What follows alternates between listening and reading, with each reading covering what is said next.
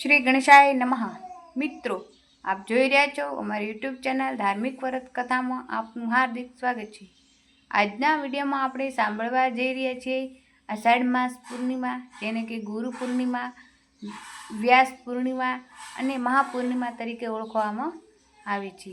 ગુરુ પૂર્ણિમાનો આજ્ઞાપરમા અને માર્ગદર્શકને પ્રતીક રૂપે પર્વત આમ કે દરેક માસમાં આવતી પૂર્ણિમા પોતાનું મહત્વ હોય છે, પણ અષાઢ માસની પૂર્ણિમા મહત્વ અલગ છે, કારણ કે આજે ભગવાન શ્રી નારાયણના અવતાર ગણવા વેદ વ્યાસજીનો જન્મ ઉત્સવ ઉજવવામાં આવે છે, એટલે કે આ પૂર્ણિમાના વ્યાસ પૂર્ણિમા પણ કહેવામાં આવે છે।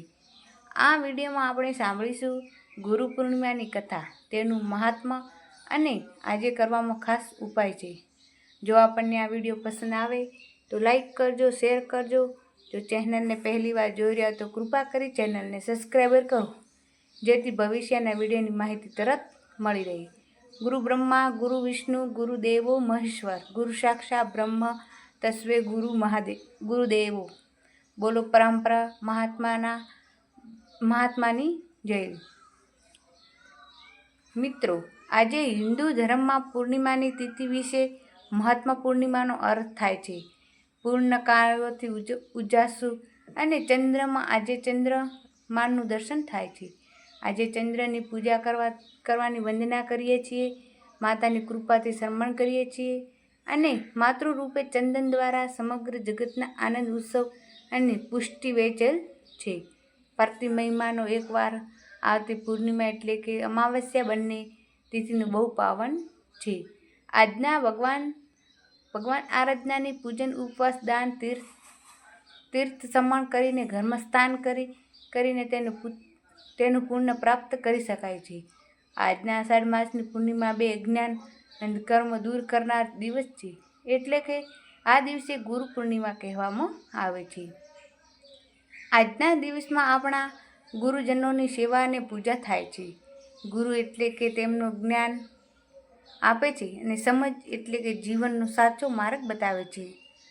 ગુરુ સૃષ્ટિના ત્રણેય દેવતાઓ બ્રહ્મા, વિષ્ણુ અને મહેશ જેવા સમાન છે। સર્વપ્રથમ તો આપણે માતા અને પિતા, દાદા દાદી જેવા વડીલોને પણ ગુરુ તરીકે માનીએ છીએ, જેના અમને શીખવે છે કે સંસ્કાર આપે છે, તે બધા આપણા ગુરુઓ છે।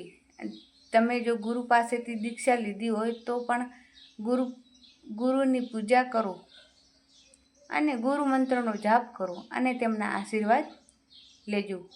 આજે ગુરુ પૂર્ણિમાની પૂજા કરવાના વિશિષ્ટ મહિમા છે કે ગુરુ પૂર્ણિમા વિશે, ગુરુના દિવસ વિશે અને સત્યનારાયણની કથા અને ચંદ્રની પૂજન। મિત્રો, આજે ગુરુ પૂર્ણિમા એટલે કે ચંદ્રમેશ્વર ભગવાન શ્રી મહાદેવને પણ સમર્પિત છે, એટલે આજે ભગવાન શિવની પૂજા પણ કરવી ખૂબ જ શુભ માનવામાં આવે છે।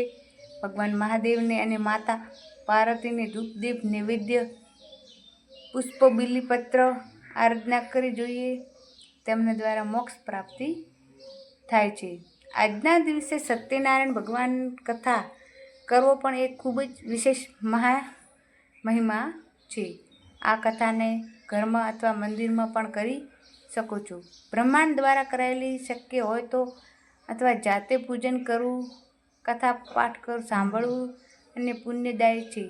કલિયુગમાં સત્યનારાયણ ભગવાનની પૂજા પણ ખૂબ જ મહત્વ ધરાવે છે, કારણ કે આ યુગમાં પાપમય છે, એટલે કે આવા સમયમાં સત્યનો ઉપવાસ અને ભગવાન સત્યનારાયણની આરાધના કરી તેમનો ધર્મ, અર્થ, કામ અને મોક્ષ થાય છે। આજે દેવી લક્ષ્મીજીનો જન્મ ઉત્સવ પણ ઉજવવામાં આવે છે। ગુરુ પૂર્ણિમા અને અમાવસ્યાની લક્ષ્મીની સાથે સંકળાયેલ છે। આજે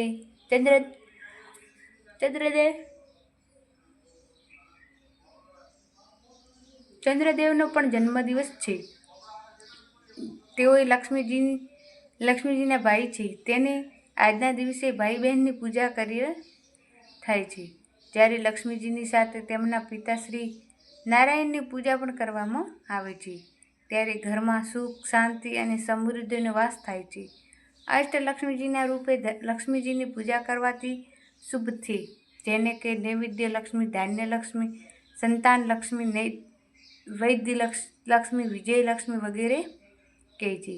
આજે જ્યારે ચંદ્રોદય થાય છે ત્યારે ચંદ્રમાની પૂજા કરવામાં જોઈએ છીએ અને આકાશવાળું વાદળ હોય છે અને ચંદ્રને દર્શન થાય છે.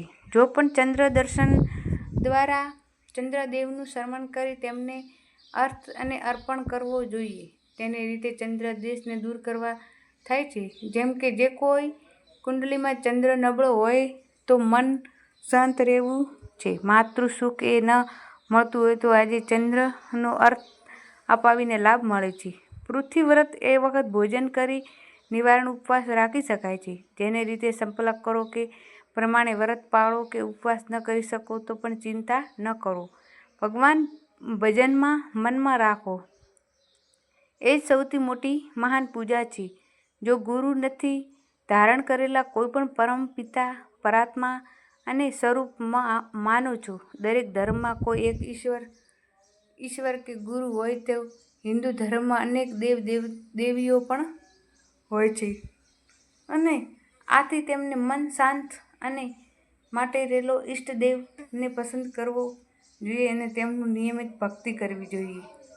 દરેક વહેતાઓ માનવામાં આવે છે કે બધા નમન કરો અને પણ પૂજા નિયમિત રીતે કરી કોઈ પણ ઈષ્ટદેવની પૂજા કરીએ. જેમ કે એક સૂર્ય છે, તેમને ચંદ્ર છે અને એક દીવો પ્રગટાવીને છીએ. એનું આપણું ભક્તિભાવ મન અને ઈશ્વરની પ્રગતિ એકતા થઈ જોઈએ. જે સાચી ઉપવાસ છે તે ગુરુ પૂર્ણિમાની મહિમા અને મહા સજાવટ છે. મિત્રો, આજે આપણે મનુષ્યનો જન્મ થયો છે ત્યારે તેને મહા સજાવટ પણ જીવન. મિત્રો, આજે આપણે મનુષ્યનો જન્મ થયો છે તેના આપણે જીવનભર કોઈ પણ આરાધના લઈ છે. જ્યારે તેમને જન્મીએ છીએ ત્યારે તેમના માતા પિતાના આપણા આધાર બને છે અને આગળ જતા શાળામાં શિક્ષકો, મિત્રો, સગા સંબંધીઓ, પછી ધંધા, નોકરી, વ્યવહાર આપણા માટે ઘણા લોકો માર્ગદર્શક લેવું પડે છે. એ જ રીતે આપણી મન અને બુદ્ધિ શાંત પણ માટે તેને ઈશ્વર અથવા ઈષ્ટદેવના આધારે લેવો જરૂરી છે. જીવનમાં એક દેવી દેવતાઓ ઈષ્ટદેવ બનાવી તેમના પર ધ્યાન કેન્દ્રિય કરવું જોઈએ. નહીંતર તો મનમાં અનેક દિશાઓ ભટકે છે. જો કે ગુરુ ઘણા હોઈ શકે છે. ભગવાન દત્તોએ તો પણ 24 ગુરુઓ હતા. તેમની પ્રકૃતિ તત્વ, જીવન, જંતુ અને તત્વજ્ઞાન સામેલ હતું. એટલે કે જીવનમાં રાજ્ય અને પણ શીખવામાં મળે છે. તે બધા ગુરુ રૂપે માનવો છો. પણ એ ઈષ્ટદેવ જે એ જ હોય છે જોઈએ જેમને પરમાત્માનું ભક્તિ ધ્યાન કેન્દ્રિત રહે છે. આજના ગુરુ પૂર્ણિમાના પવિત્ર દિવસે ગુરુ અને ચંદ્રના બંને ઉપાસના કરીને શુભ માનવામાં આવે છે. પૌરાણિક માન્યતા પ્રમાણે હર્ષદેવ વ્યાસજીનો જન્મ પણ આ જન્મના દિવસે થયો હતો. તેના ભગવાન વિષ્ણુને અંશ રૂપે હતા. તેમની માતાનું નામ સત્યવાનથી અને પિતાનું નામ પરાહંસશ્રી હતું. નાનપણથી વ્યાસજીએ અધ્યયનમાં મોટી રસ હતી. એક દિવસ તેમને માતા પિતાના ઈશ્વરને દર્શન માટે તપસ્યા કરવા જવાનું કહ્યું. માતા શરૂઆતમાં મનાઈ કરી પણ તેમના દ્રષ્ટિ સંપર્ક કરી અંતે અનુમતિ આપી. માતાએ કહ્યું, જો તમે કોઈ ઈશ્વરને દર્શન ન થાય તો તરત જ લાવજો. વ્યાસજીના વનમાં ગયા અને કઠિન તપસ્યા કરી તેમને ભગવાન પાસેથી પ્રસાદ થયા અને તેમની કૃપા સંસ્કૃતિમાં ભાષાનું ઊંડું જ્ઞાન પ્રાપ્ત થયું અને તેમને તેના 18 પુરાણો, મહાભગવાન જેવી મહાકાવ્ય રચના કરી. તેમણે દાન વેદોનું વિભાજન પણ કર્યું, જેના લીધે તેમનું નામ વેદવ્યાસ પડ્યું. આજના દિવસે એટલામ તેમજ જન્મોત્સવનું પર્વ છે. ગુરુ પૂર્ણિમા, તેથી તેમને સર્વગુરુ તરીકે ઓળખવામાં આવે છે. આ દિવસે મહાત્મા એટલે કે માટે કોઈ પણ આજના કારણે દિવસે ભગવાન શિવે પોતાના શિષ્યોને જ્ઞાન આપતું હતું. તેથી ગુરુ પૂર્ણિમા જ્ઞાન ગુરુ પૂર્ણિમા કહેવામાં આવે છે. ગુરુ પૂર્ણિમા માત્ર હિન્દુ ધર્મમાં જ નહીં પણ જૈન, બૌદ્ધ અને શીખ ધર્મમાં પણ આ ઉત્સવ પૂરક ઉજવાય છે. શીખ ધર્મમાં વાહે ગુરુની આરાધના થાય છે. દરેક ધર્મમાં ગુરુની સ્થાપના એ ઉત્તમ છે અને સાચા ગુરુ આની આશીર્વાદને ભટકતો નથી. આજે જ્ઞાન પ્રાપ્ત થાય છે જ્યારે શિષ્ય ઈશ્વરની પાસેથી પહોંચે છે. ત્યારે કબીરદાસજી કહ્યું હતું કે ગુરુ ગોવિંદા દો ભલે કાકે લાગુ પાહે, બલિહાર ગુરુ આપને ગોવિંદ દિયો બતાય. એનો અર્થ છે કે જ્યારે ગુરુ અને ભગવાન બંને સાથે ઊભા હોય ત્યારે કાળજીમાં પડી જવું કે કિસને પગે લાગવું, પણ ગુરુને વંદન કરવું, કારણ કે ગુરુ જ છે જેણે ભગવાન સુધી પહોંચાડ્યા છે. ભગવાન ક્યાંથી દૂર નથી, તેમણે આપણા હૃદયમાં છે અને આત્મામાં છે અને એના ધબકારામાં છે, જેના ચેતનમાં નિવાસ કરે છે. ભગવાનને બહાર શોધવા નથી મળે અને તેમના પ્રત્યેક જીવનમાં દરેક રાજકણ વસે છે.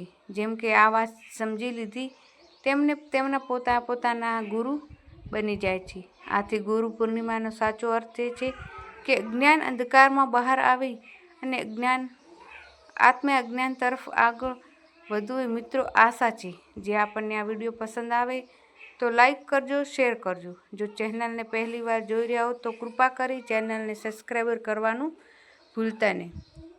જય ગુરુદેવ, નમન. વેદવ્યાસના ગુરુ, જય બોલો ગુરુ પરંપર ગુરુ પરાત્મા. જય ગુરુ પૂર્ણિમાની હાર્દિક શુભકામનાઓ. આ પવિત્ર દિવસે ભક્તોને તમારા તરફથી શુભેચ્છાઓ અને મંગલકાળનો ઈશ્વરની પરમાત્માની કૃપા દરેક સદબુદ્ધિ મળે, જીવન સફળ થાય અને મૃત્યુ પણ શાંતિ બને. બોલો પરંપરા ગુરુ પરાત્માની જય. મિત્રો, આખા વિડીયોમાં દરમિયાન તમે સાંભળવા માટે અમારો ખૂબ ખૂબ આભાર. જય શ્રી કૃષ્ણ. રાધે રાધે.